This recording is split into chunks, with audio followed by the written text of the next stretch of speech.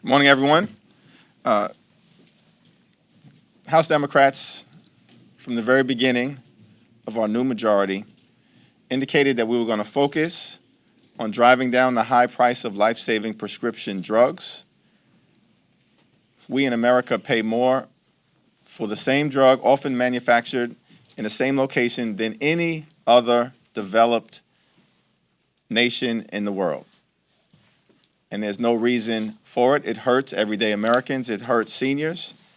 And with H.R. 3, we're determined to change that. We said from the very beginning we're going to focus on kitchen table pocketbook issues on behalf of the American people. That is exactly what we are doing. There's no way the federal government should not have the ability to use its bulk price purchasing power to drive down the high price of life-saving prescription drugs, and that is what H.R. 3 will begin to accomplish. On behalf of the American people, it's transformative. We also will continue to work on other kitchen table pocketbook issues as we are doing, such as coming to an agreement with the President on a forward-looking, progressive trade agreement that will benefit American families, American workers, and people who were left behind as a result of the NAFTA agreement. We, of course, will continue to work on infrastructure to fix our crumbling bridges, roads, tunnels, airports, and mass transportation systems. We want to do that as well in a bipartisan way. Every single day, every single week, every single month that we are here in Washington, Democrats wake up to get things done on behalf of working families, middle-class folks, senior citizens, the poor, the sick, the afflicted, the least, the lost, and the left behind. That's what House Democrats do at our best. That is what we have been doing. That is what we are doing. That is what we will continue to do. While at the same time, of course, defending our democracy. I'm thankful here today that we've been joined by two incredible members of the freshman class in the House Democratic Caucus who can speak with a great deal of expertise on many issues, but certainly on the issue of health care and working on behalf of the American people. So let me now yield to our former president of several distinguished institutions, the former Secretary of Health and Human Services, and now the distinguished and dynamic Congresswoman from the great state of Florida, Donna Shalala. Thank you. Go ahead. You go ahead, and then I'll. All right. Thank you very much. Let me first say that I'm on my way to Rules to chair a hearing on human trafficking, in case anyone's interested, particularly focused on the Super Bowl that will be in Miami. And it's the third hearing that Rules has had. We had one on Medicare for All, one on environmental issues, and the third one is on human trafficking. Let me start by thanking my colleagues. Only a few times in history has Congress actually come together to pass legislation that dramatically improves the lives of Americans. Think about Social Security, about Medicare, about Medicaid, about the Affordable Care Act, about Americans with the Disability Act, about the Children's Health Insurance. This is on that scale. This is not some little incremental bill. This is one of those giant steps that we take probably once every decade or so, that where we're able to identify an issue that affects every single member, every single person in our country. It's on that scale. And in some ways, we're taking the president at his word. He said he wanted to negotiate like heck with the pharmaceutical companies and negotiate directly with them. So this bill is the result of us paying more for our prescription drugs, as Hakeem indicated, than any country on earth. We've made incredible advances in medical science and developed cures not only for our own people, but for the rest of the world. Much of the basic science is the result of taxpayer investment in the National Institutes of Health and the National Science Foundation. And yet, when our own researchers and scientists have dedicated their lives to creating life-saving drugs, too many of our fellow Americans can't afford those drugs. And in the United States today, if you have a disease or a chronic condition, it can force you into bankruptcy or require you to choose between paying your rent or paying for food. H.R. 3 makes fundamental reforms to reduce drug prices and to keep cost hikes to no more than inflation, and to limit out-of-pocket costs for those on Medicare, on employer plans, and private health insurance. That's the important thing. We're using the power of Medicare to negotiate directly with the drug companies, but employer plans and private health insurance can also take advantage of those lower costs. We're going to require the government, particularly the Secretary of HHS, to negotiate prices directly with the drug companies. I served as the HHS Secretary for 8 years under Bill Clinton. I repeatedly asked for the ability to negotiate with drug companies. I would have loved to have this power. Only drug companies get to come to Medicare and set their own prices. Hospitals don't get to do that. Doctors don't get to do that. Home health care workers don't get to do that. In fact, negotiation is the hallmark of good governance and a standard feature of the federal government policy. We negotiate for everything, including ships and planes and military equipment, and contractors for a lot of services. If we can negotiate for big ships, we can negotiate for little pills. This is not a new kind of negotiation. In fact, the VA negotiates now for drug prices. You can see their contracts online. They're totally transparent. And those who participate in the VA system get much lower. In fact, they're not paying for their drugs because the VA has gotten much lower prices because they negotiate directly with the drug companies. So now it's time for us to join every other country on earth in allowing our government to bargain for better prices and to put a cap on out-of-pocket expenses for Medicare recipients. We've always been willing to subsidize poor countries. We're not talking about Africa or countries in Latin America here. But subsidizing England and France and Canada and Germany and Australia and Japan and Sweden and Norway and Denmark is not our responsibility. We are not their deep pockets. We should not be paying substantially more for the same medicines than people in those countries. This broken system is costing our families and businesses hundreds of billions of dollars. We shouldn't accept this waste or this unfairness. We have a solid bill, a solid plan to reduce out-of-pocket health care costs. It is a giant step in health policy. We also make investments as a result of this negotiation in improving and building up the Medicare program.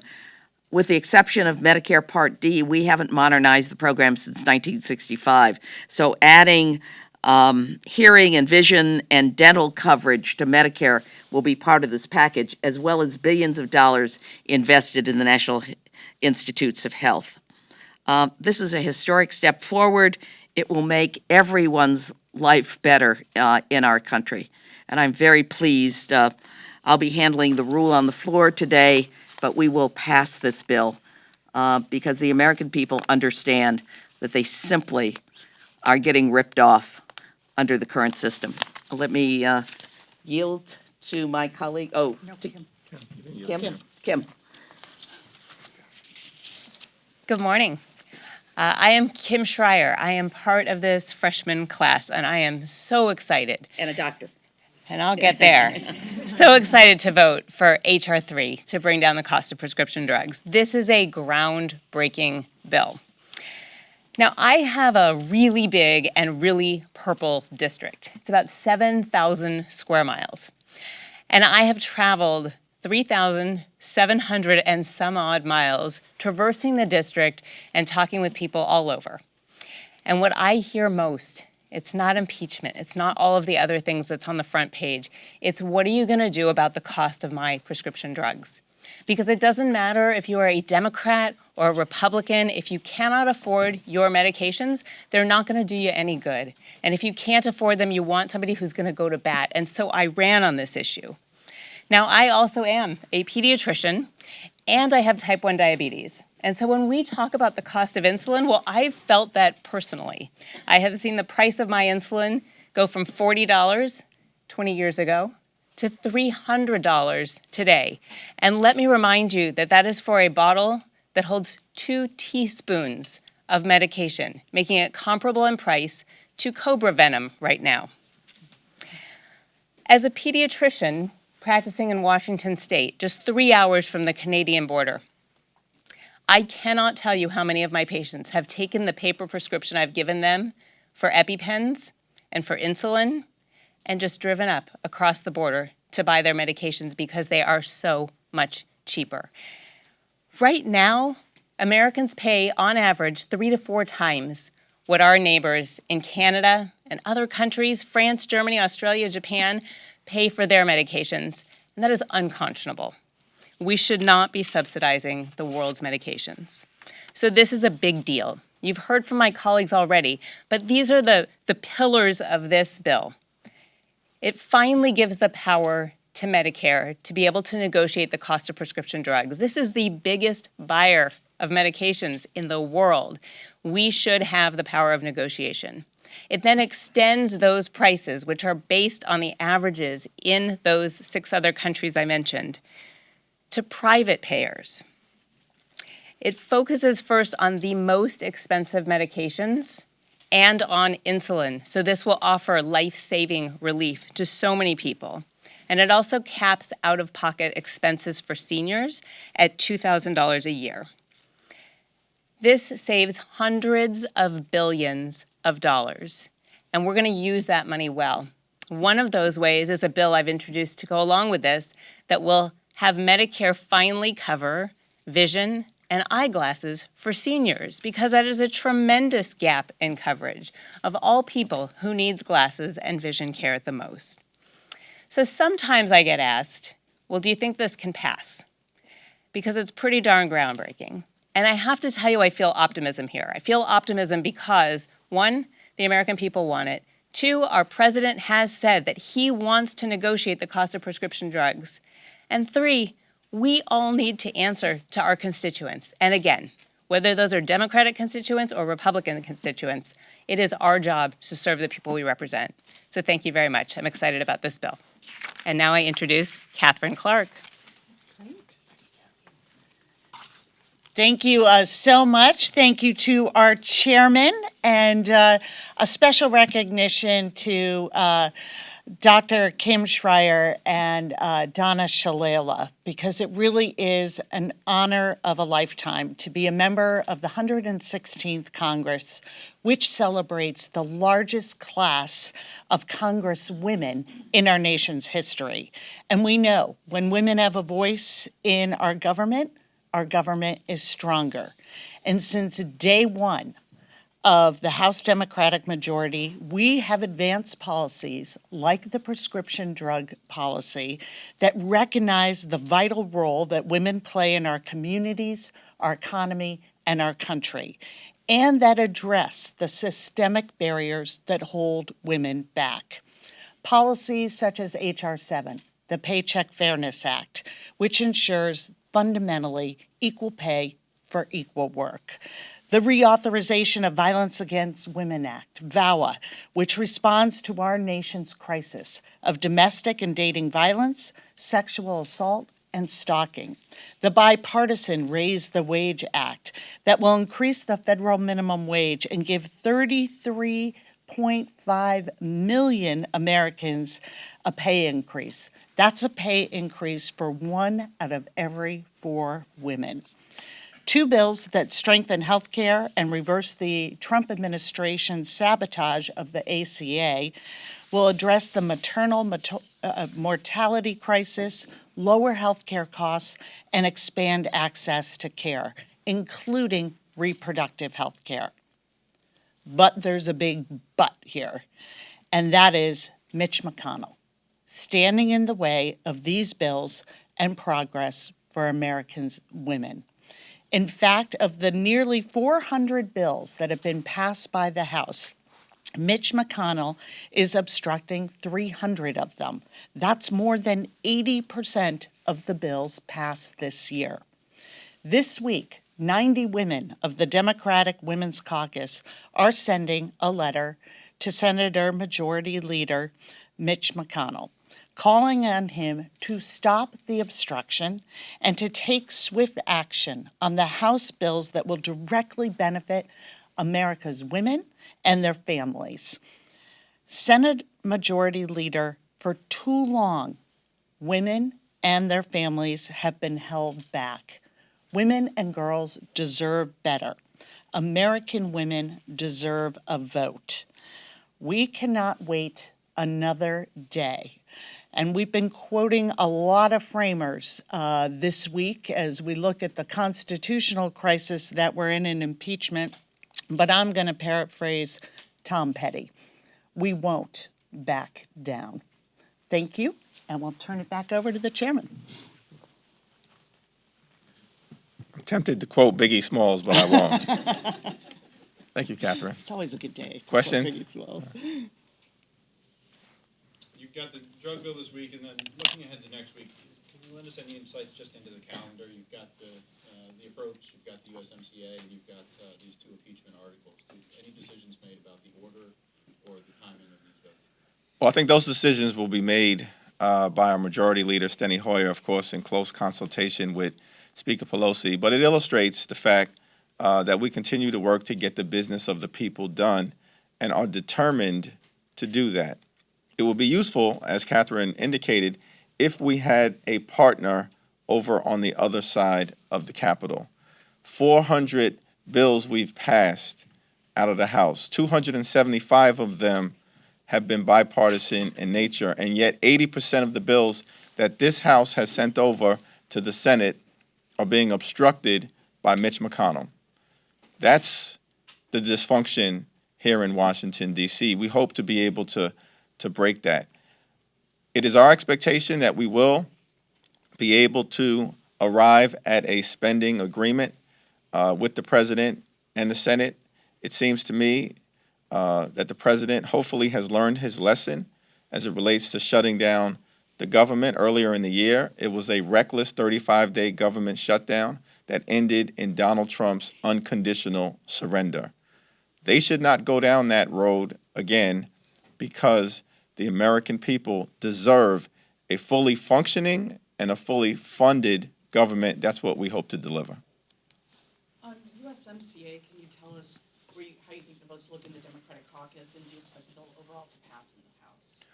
Well, there's considerable support throughout the Democratic caucus for this expanded and improved upon trade agreement that would only have been possible as a result of the great work and leadership of Speaker Pelosi, Chairman Richie Neal, the Trade Working Group, and it's my expectation that it will pass on the floor of the House of Representatives with significant bipartisan support. Yeah, I would just like to add to that I think the real victory here is for American workers, and that Democrats continue to press to make sure that we had not only the environmental protections, the worker protections, addressing prescription drugs, but that we had the critical enforcement mechanisms so that we can not only have the words on paper in this trade agreement, but that we are going to have the tools to be able to enforce it. It was what we were looking for, and we feel that that has been delivered. And we feel very good about being able to protect workers, create and keep American jobs with this agreement. On impeachment, as this is set to go to the Senate, it's going to be entirely different. We're going to see a shift in focus.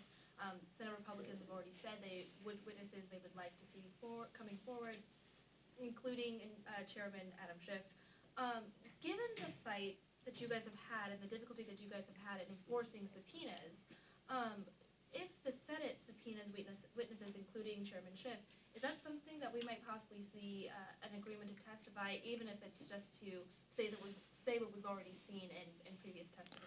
Well, we're going to continue to take one step at a time, and the step that is in front of us right now is the markup that's going to proceed later on today at 7 p.m., and that will continue tomorrow in terms of debating this very serious, solemn, and sober responsibility that we have as it relates to the impeachment of a president. We want to keep the focus and will keep the focus on the extraordinary abuse of power that Donald Trump has engaged in. The evidence of wrongdoing is hiding in plain sight, even without having to subpoena witnesses, because an extraordinary number of patriotic Americans came forward who are part of the Trump administration or were recently part of the Trump administration, including Ambassador Bill Taylor, Ambassador Sondland, Ambassador Volker, Dr. Fiona Hill, Lieutenant Colonel Vindman, Jennifer Williams. I believe it was 18 or 19 witnesses testified, all confirming that the president pressured a foreign government to target an American citizen for political gain, undermined our national security, and withheld $391 million in military aid from a very vulnerable Ukraine as part of a scheme to try to help his reelection in 2020. That's where the focus has been. That's where the focus will be. In front of us at this moment is the Judiciary Committee, then the floor, and then we'll see what happens if it even gets to the Senate. Heather? The conversation, now that the articles have been introduced, we're going to see it on the floor next week, has the conversation started about impeachment managers? Is that something that you're interested in? And what do you think the makeup of Democrats over there should look like? Yeah, I haven't given it any thought. That's a decision that I assume will be made, led by Speaker Pelosi, presumably in consultation with Chairman Schiff and Chairman Nadler. But what kind of Democrats do you want to see over there representing the case as prosecutors? Well, I don't want to prejudge a decision that will ultimately be made by our Speaker and the two chairs of the two relevant committees, Intel and Judiciary. But obviously, we need to continue to proceed in the manner that we have so far, which is just serious, sober, somber, but committed to defending our democracy, upholding our oath of office, and protecting the Constitution. Do you have any personal preference whether USMCA or impeachment goes first on the floor, and is there any strategic benefit to one over the other in the order? No, we've maintained from the very beginning, and I'm going to yield to Catherine as well on this, but we've maintained from the very beginning that we were committed to getting to yes on the renegotiated U.S.-Mexico-Canada trade agreement. Why? Because we're committed to getting things done on behalf of the American people. But we were also very clear that we needed to see improved provisions related to labor rights. We've achieved that. Improved provisions related to environmental rights. We've achieved that. We wanted to protect the American people as it relates to our opportunity to drive down the high price of life-saving prescription drugs. We've achieved that. We've also indicated that it will be important to make sure that the agreement is enforceable, and we've achieved that. And so whether we vote on articles first or vote on the USMCA first, to me, is not the relevant issue that's before us. What's relevant is we have achieved a victory with the renegotiated U.S.-Mexico-Canada agreement on behalf of everyday Americans, on behalf of the American worker, and on behalf of our great country. I think one of the most discouraging things about the impeachment inquiry and where we are is that the Republicans falling into line, sort of pledging their allegiance to a president instead of our Constitution, and falling back on process questions. The timing, who ultimately may be a manager, are really irrelevant to us. Our guidepost is the truth. And getting these facts, which we now know are uncontested before the American people.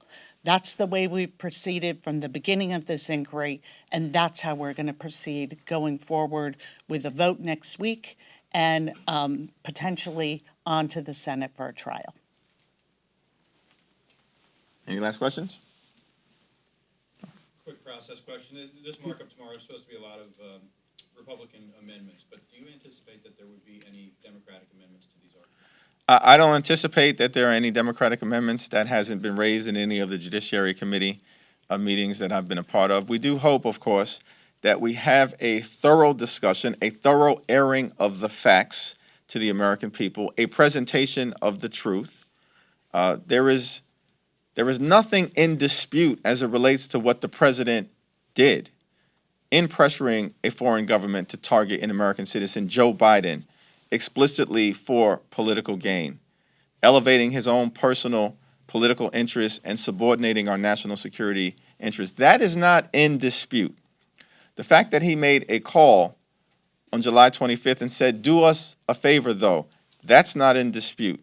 The fact that the president withheld $391 million in desperately needed military aid to an ally, Ukraine, that's currently at war with Russian-backed separatists in Crimea, that's not in dispute. The fact that there was no legitimate public policy, national security, or substantive justification, in the words of Ambassador Bill Taylor, that's not in dispute. And so our hope, regardless of the attempts by the Republicans to obfuscate the truth with outrageous tactics and behavior and unnecessary procedural shenanigans, our hope is that we can have a substantive discussion about the stakes as it relates to the extraordinary abuse of power engaged in by the president. Thank you. Thank you.